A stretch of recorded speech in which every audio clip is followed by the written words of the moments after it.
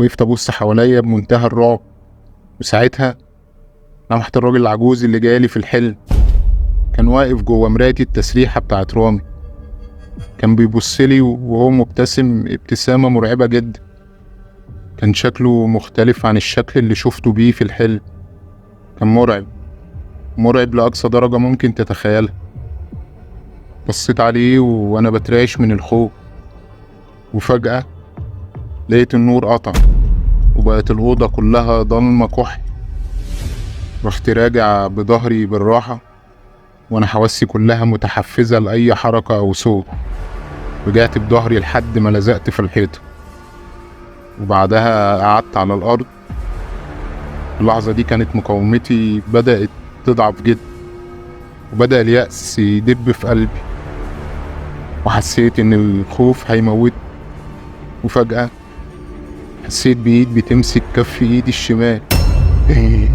شديت إيدي بسرعة وأنا مخضوض، وبعدها وقفت أركز في الصوت، لأن مفيش غير حاسة السمع اللي أعتمد عليها.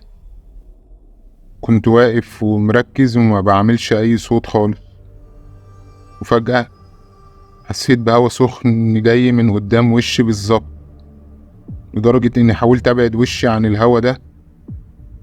وبعدها لقيت الستاير اللي على الشباك بتولع، ولقيت لوحدها من غير أي مصدر نار جنبها.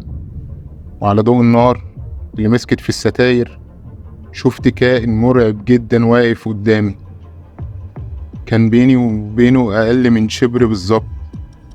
موقف مرعب جدا.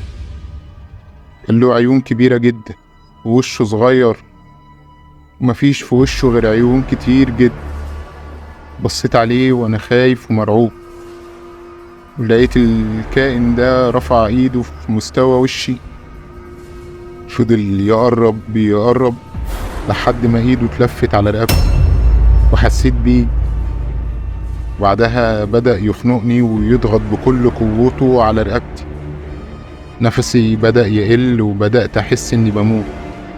قلت أرفع إيدي وأخلص نفسي من إيده، بس ما قدرتش. جسمي كان مشلول شلل نهائي.